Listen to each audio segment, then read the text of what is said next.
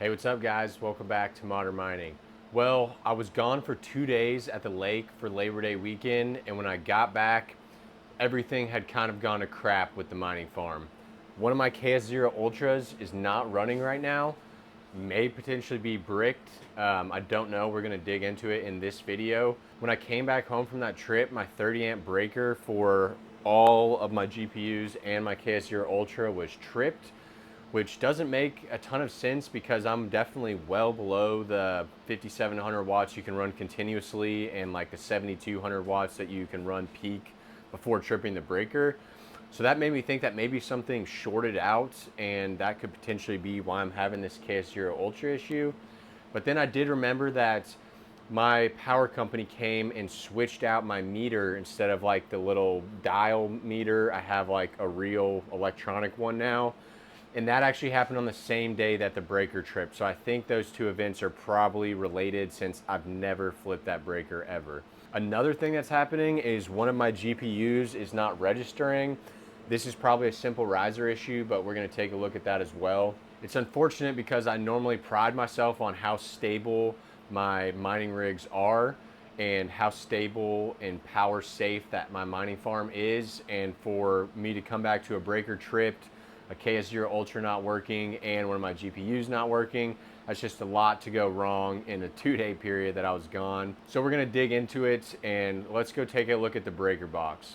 Today's video is sponsored by Via BTC, a trusted mining pool for some of the biggest proof of work cryptos. Via BTC offers mining pools for Bitcoin, Litecoin, Bitcoin Cash, and even Caspa.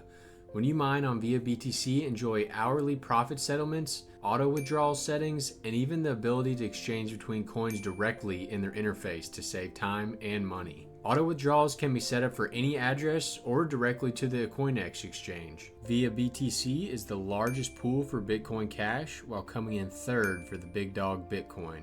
This highlights the reliability and robust mining power that Via BTC offers. Check out the link down below to get 50% off your pool fees for the next 30 days.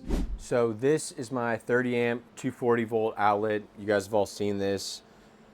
I wired it myself. It just goes up and around and then goes down to the breaker box over there. When I came back, this was just a black screen, meaning there's no power at all coming towards this because the breaker was flipped. And I went over to the breaker box and tried to flip it back to on, and it wasn't working. It wouldn't stay in the on position. So my thought being, all right, there's still a short that's somehow pulling 8,000 watts. Let's unplug the PDU and try it again. I unplugged the PDU and I still couldn't get that breaker to switch. And I'll show you guys because it's kind of embarrassing. So I went in here, and my 30 amp plug is this one right here. And this was over in the off position. And so I was trying to get it to go back to on, wasn't working. And I actually ended up going to Home Depot because I just thought, there's absolutely nothing plugged into the circuit. It's gotta be just the breaker's faulty. So I did go and buy a new 30 amp 240 volt breaker, but when I was playing with these in the store, I realized that you kind of have to push it towards the off position before you pull it back towards the on position. And sure enough, before I actually went through the trouble of replacing it, I tried that and it popped right back to on. So that's definitely just a big rookie mistake. But the good news is I didn't have to switch the breaker out and everything came on fine. Now, when I saw this little tag on the door right here was when I realized that, oh yeah, my meter has been switched out. So they switched that out to an electrical one, which will actually be pretty cool because I think I'll be able to actually monitor power usage day by day in their online interface. And hopefully they will stop estimating my power bills so I don't end up with these $800 power bills when they estimate $150 for the month before. So let's get back to the more pressing matter on hand, is that once I got all of this booted back up, just flipped the breaker back on and everything was running fine, I went behind here and realized that one of my KS0s was getting 0 lights turning on whenever I turned the breaker back on, which means it's either bricked or it's not getting power or something is going on. So I've already done a little bit of troubleshooting, but I saved the most important step for now.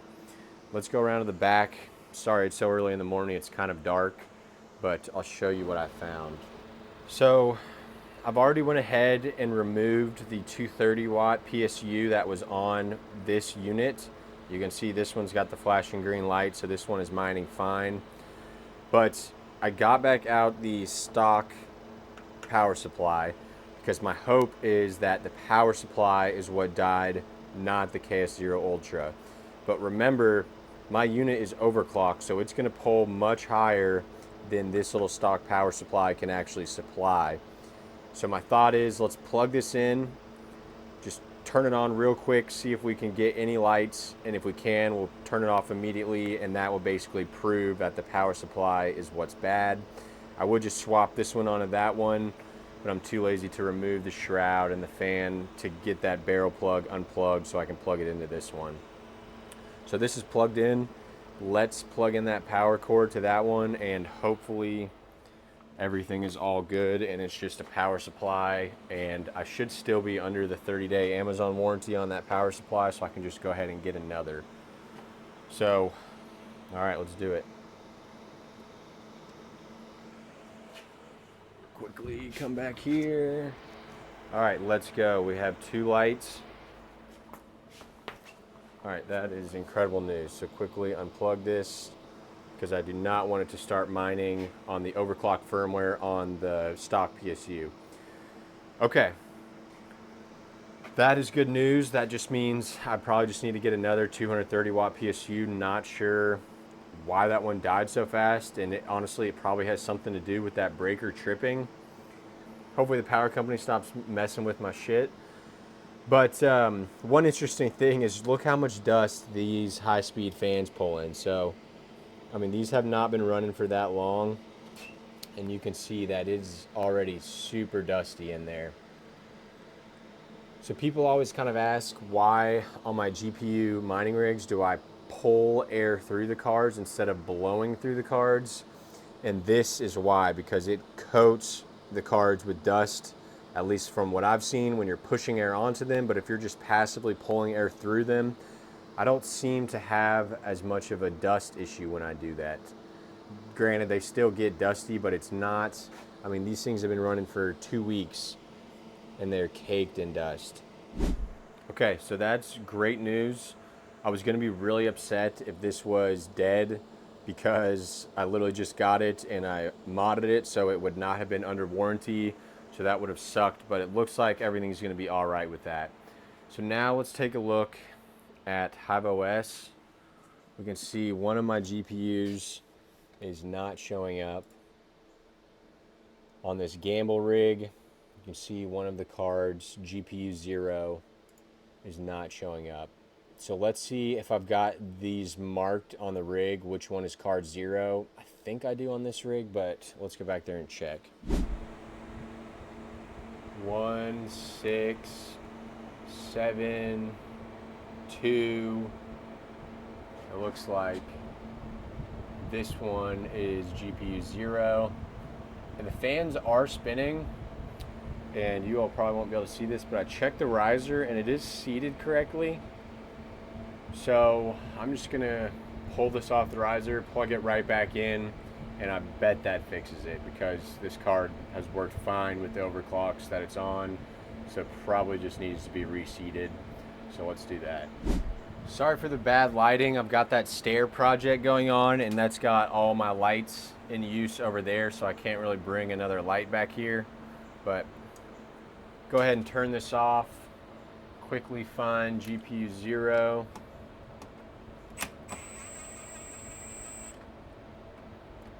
And let's get this just reseated. It's really stuck in there.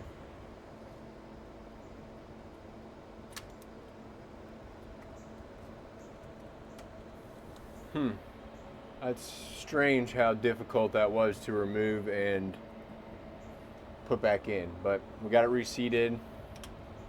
Quickly power this back on and see if that fixes it. If I had to guess, it's going to, but we shall see. All right.